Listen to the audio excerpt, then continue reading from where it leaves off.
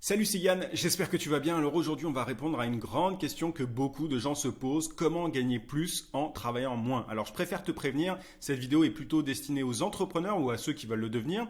Et pas de panique, je sais qu'il y a beaucoup de choses qui sont dites sur Internet et sur ce genre de sujet. Il y a beaucoup de bullshit. Le but de cette vidéo est de t'apporter des conseils concrets, pragmatiques. Je veux que tu puisses appliquer tout ça à la fin de la vidéo. Je veux pas te vendre du rêve ou te faire espérer comme certains. C'est pas du tout mon genre. Et tu le sais si tu me suis depuis un certain temps. Mais je voulais te prévenir si tu viens de me découvrir. Juste avant de te montrer directement tout ça sur mon écran, je t'invite à mettre un gros pouce sous cette vidéo. Et abonne-toi à la chaîne si ce n'est pas déjà fait. J'ai des centaines et des centaines de vidéos sur la vente et sur le marketing, tout aussi concrètes que celles que tu vas découvrir là et je publie régulièrement. Donc voilà, si tu es entrepreneur ou si tu veux le devenir, ça risque de te plaire. Dernière chose très importante, j'ai une formation gratuite continue par email. Tu as le lien d'inscription en description. Tu peux aussi cliquer sur le i et en t'inscrivant, c'est simple, tu vas recevoir chaque matin à 9 heures, un email dans lequel je partage avec toi un conseil, une astuce, une méthode pour trouver plus de clients et pour facturer tes services à prix d'or. Mon meilleur contenu est dans cette formation continue par email. Il y a plus de 10 000 inscrits aujourd'hui. Tu as plein de témoignages si tu veux regarder sur la page directement. Donc si ton but aujourd'hui c'est de créer et développer un business qui te rend libre, c'est vraiment là que ça se passe. C'est plus spécifiquement destiné aux coachs, consultants, formateurs, freelance, à toutes les personnes qui vendent leurs services à des professionnels ou à des entreprises. Donc encore une fois, clique sur le lien en description ou sur le i. Ceci étant dit, comment gagner plus en travaillant moins? On va répondre à ça. La première chose, le premier moyen, le plus simple en réalité, c'est d'augmenter ta productivité. Alors, la question déjà à te poser, c'est quelles sont les tâches aujourd'hui qui te font perdre du temps? Tu vois, aujourd'hui, tu as forcément des tâches qui te font perdre du temps au quotidien.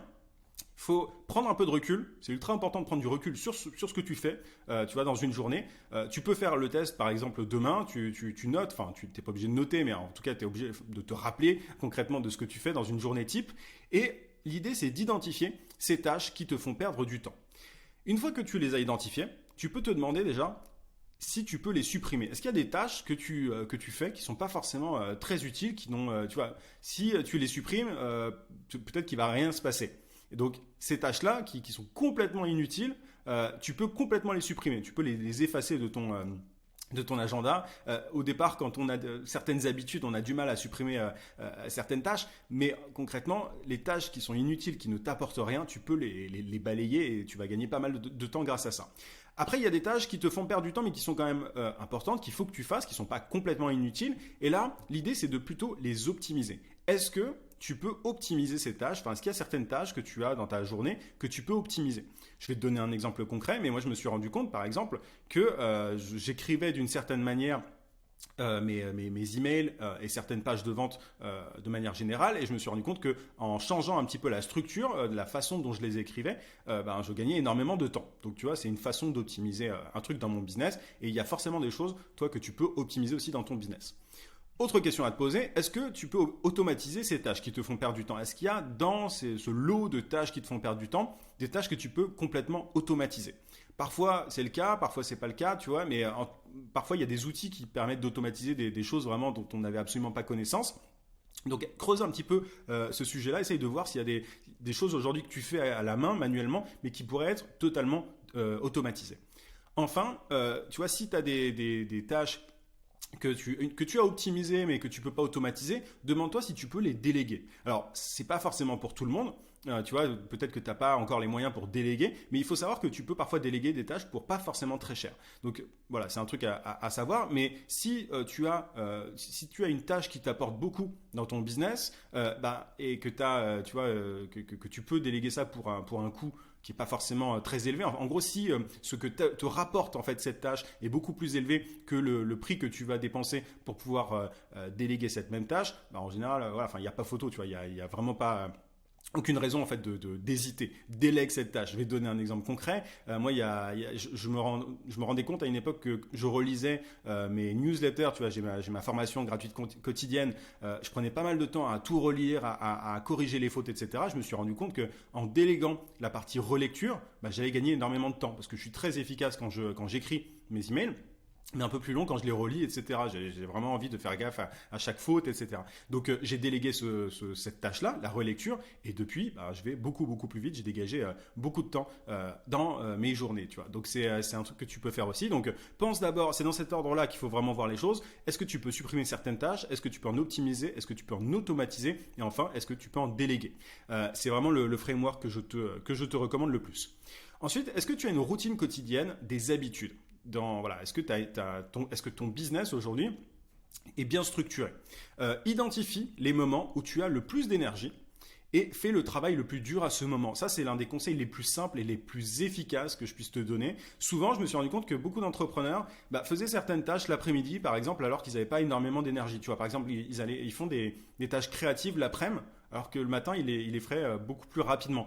Mon exemple concret, il est le suivant. Je fais la plupart des tâches créatives le matin, parce que l'après-midi, je suis beaucoup moins efficace. Tu vois, 1 heure le matin équivaut à 3 heures faciles l'après-midi pour moi. Donc tu vois, tout ce qui est travail de création de contenu, là je fais cette vidéo le matin, j'écris mes emails le matin, je crée mes formations aussi le matin quand je fais des formations. Enfin voilà, essaye de trouver le moment où tu as le plus d'énergie et il faut allouer les bonnes tâches au bon moment concrètement. Tu vois, quand tu as de la paperasse, des trucs administratifs à faire par exemple, t'es pas obligé de faire ça dans les blocs, dans les périodes de la journée où tu as de l'énergie, parce que c'est pas des tâches qui demandent forcément de l'énergie, c'est des trucs un peu relous à faire et qui te demandent pas beaucoup de matière grise quoi concrètement.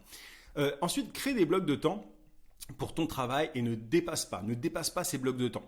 Encore une fois, je te donne un exemple. Moi, quand j'écris mes emails quotidiens, encore une fois, tu peux t'inscrire en cliquant sur le lien en description. Ça, c'était la petite promo. Mais en gros, je me fais des blocs de temps le lundi matin et le mardi matin. Je me cale un bloc de temps de 2 heures environ pour pouvoir écrire 3 emails le lundi et 3 emails le mardi. Et j'écris un autre email de la semaine avec ma vidéo de la semaine plus tard. Mais je ne dépasse pas ce bloc de temps. Je me fixe il faut absolument que j'ai terminé mon boulot dans ce bloc de temps de 2 heures. Et quand tu te mets en général une contrainte temporelle de cette manière-là, tu as tendance à être beaucoup plus efficace. Tu vois, souvent, on n'est pas efficace quand on se dit ouais, j'ai le temps, je vais faire ça dans la journée, dans l'après-midi. En général, ça s'étale, et du coup, concrètement, on perd de l'argent concrètement, parce que c'est vraiment ça. L'idée, c'est de faire ton travail plus rapidement. C'est pour ça que je te parle d'augmenter ta productivité. Sois plus efficace pour gagner plus en fait, tout simplement, et en un minimum de temps possible. Ensuite, découpe tes grandes tâches en sous-tâches. Ça, c'est un autre conseil que je peux te donner. Souvent, on se dit, voilà, je dois faire cette grande tâche. Mais du coup, quand on prend les choses comme ça, sans forcément les découper, on a tendance à galérer un petit peu pour exécuter ces différentes tâches. Créer des sous-tâches. Tu vois, moi, je sais que quand je fais une vidéo YouTube, je dois trouver des idées. Ensuite, je dois faire le plan de la vidéo, exactement comme ce que je viens de faire pour cette vidéo-là. Ensuite, je dois la filmer. Ensuite, je dois l'éditer. Enfin, tu vois, l'idée, c'est vraiment de tout découper pour savoir exactement quoi faire et ça va beaucoup plus vite de cette manière-là. Donc, vraiment, l'idée, c'est déjà, si tu veux gagner plus en travaillant moins, d'augmenter ta productivité. Parce qu'aujourd'hui, tu passes sans doute trop de temps sur ton travail alors que tu pourrais vraiment te dégager beaucoup plus de temps que ça. Ensuite, l'autre façon de gagner plus en travaillant moins, c'est de facturer plus cher. Alors la première façon de faire, elle est assez simple, c'est de trouver plus de clients et d'augmenter tes tarifs régulièrement. En fait, quand tu vas trouver de plus en plus de clients, tu vas pouvoir un peu faire ton marché, tu vas pouvoir négocier avec les gens. Tu vois, à chaque fois que tu vas trouver un nouveau client qui sera intéressé par tes services, par exemple, tu vas pouvoir lui demander plus cher. Et le prochain, tu pourras lui demander plus cher. À chaque fois plus cher. Alors évidemment, faut pas que ce soit insensé, tu vois, il faut pas que ce soit n'importe quoi. Mais c'est le but, tu vois. Plus tu vas pouvoir être capable de trouver des clients, plus tu vas pouvoir augmenter tes prix. Souvent, ceux qui facturent pas cher sont ceux qui sont en galère de clients, qui dépendent du bouche à oreille, qui n'ont pas de système d'acquisition. Si ça t'intéresse, j'ai tout un tas de vidéos sur la prospection d'ailleurs. Donc, mais en tout cas, le fait d'être capable de trouver des clients quand tu veux peut te permettre du coup d'augmenter tes tarifs régulièrement et du coup de gagner plus. Maintenant, si tu vends ton temps en tant que freelance par exemple, il faut savoir que tu es vite limité. Tu vois, tu peux pas. Il y a un moment, tu peux pas gérer des milliards de clients dans la journée. Donc même si tu augmentes, il y aura un moment, il y aura une limite. Tu vas atteindre un plafond. Donc ce que tu peux faire dans ce cas-là, c'est plutôt facturer en fonction de ta valeur ajoutée, plutôt qu'au temps passé. Donc l'idée, c'est d'estimer ce que tu peux rapporter à tes clients en termes d'argent ou de temps. Et derrière, tu peux demander un pourcentage ou une somme qui est liée à ce gain de temps ou d'argent que tu vas apporter en fait. C'est-à-dire que, par exemple, si tu peux aider un client à gagner, enfin je sais pas, si tu peux l'aider à gagner 10 000 euros, tu peux facilement lui demander 1 000 euros. Tu vois, moi j'aime bien la règle du x10, c'est ça. Donc 1 000 euros, 10 000 euros, enfin c'est un rapport qui est assez qui est pas déconnant et qui peut tout à fait être accepté par tes clients, à condition que tu sois capable de prouver que tu peux faire gagner du temps et de l'argent. Donc il faut un peu d'expérience pour ça, mais au fur et à mesure, tu peux tendre vers ce modèle de tarification qui est beaucoup plus intéressant que le modèle de tarification au temps passé, tu vois, à la journée, au mois, à la semaine. L'idée, c'est vraiment, donc ça c'est vraiment un modèle de pricing, donc de tarification, qui est appliqué par beaucoup de grands consultants.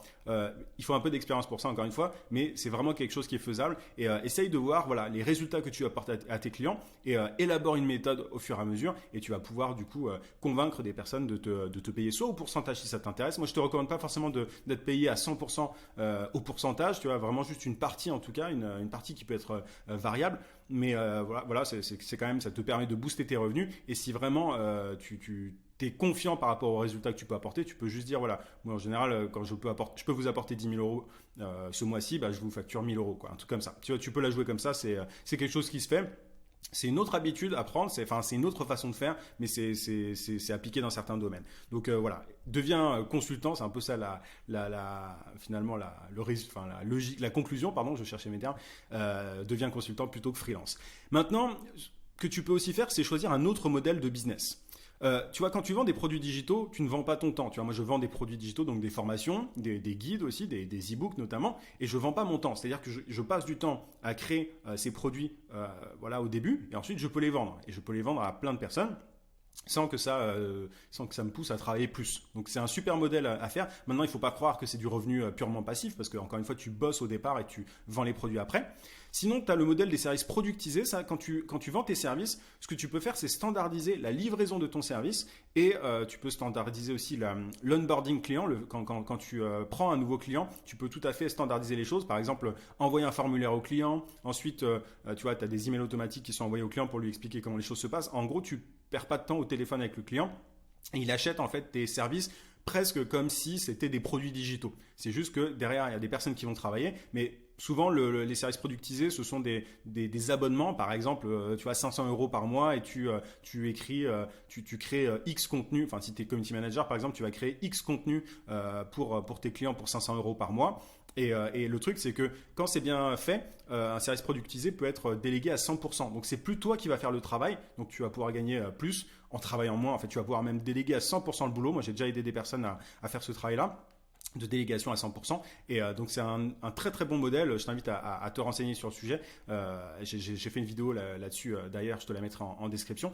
Et c'est vraiment un super modèle pour pouvoir gagner plus et travailler moins. Et sinon, tu as aussi évidemment tout ce qui est donc lancement d'un logiciel. Un logiciel, tu peux aussi déléguer la partie développement. Enfin voilà, c'est le fait de lancer une startup. Tu vas pouvoir gagner de plus en plus en travaillant de moins en moins si tu t'y prends bien. Et tu peux aussi faire un service groupé. Par exemple, si tu es coach, tu vois, il y a plein de coachs qui ont un modèle de coaching de groupe. En gros, ils vont pas gérer un client à la fois, ils vont pas faire du one-to-one, ils vont pas coacher des personnes en individualisé, mais en groupe. Et du coup, ils vont pouvoir faire grossir ce groupe et en coachant, et du coup coacher plein de gens sans que ça ne leur prenne plus de temps. Ils vont par exemple coacher 10 personnes pendant 1 heure, mais ces 10 personnes peuvent devenir 15, 20. Après, il y a des limites, il faut créer d'autres groupes, d'autres sessions de coaching pour qu'il n'y ait pas 100 personnes dans le même groupe. Mais en tout cas, c'est un modèle intelligent aussi pour pouvoir gagner plus en travaillant moins.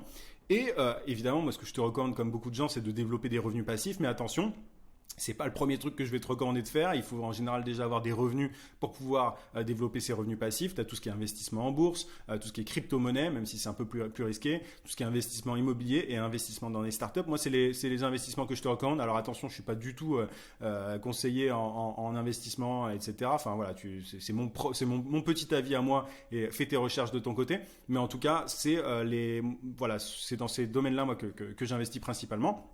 Sauf l'immobilier qui est pas forcément un truc qui m'intéresse, mais ça intéresse beaucoup de gens et c'est un investissement pérenne. Mais en tout cas, voilà, c'est évidemment un bon moyen de gagner plus en travaillant moins, de développer des revenus passifs. Donc là, tu as pour moi les différentes façons de gagner plus en travaillant moins. Tu vois que c'est très concret. L'idée, c'était pas de te vendre du rêve ou quoi que ce soit. Si tu veux aller plus loin sur ces différents sujets. Sache encore une fois que j'ai plein de vidéos sur la chaîne qui vont t'intéresser. J'espère que ça t'a plu. Mets un gros pouce sous la vidéo et encore une fois, n'oublie pas de t'inscrire à ma formation continue par email. Tu as le lien d'inscription en description ou alors tu cliques sur le i. Je te dis à très vite. Merci pour ta confiance. À plus.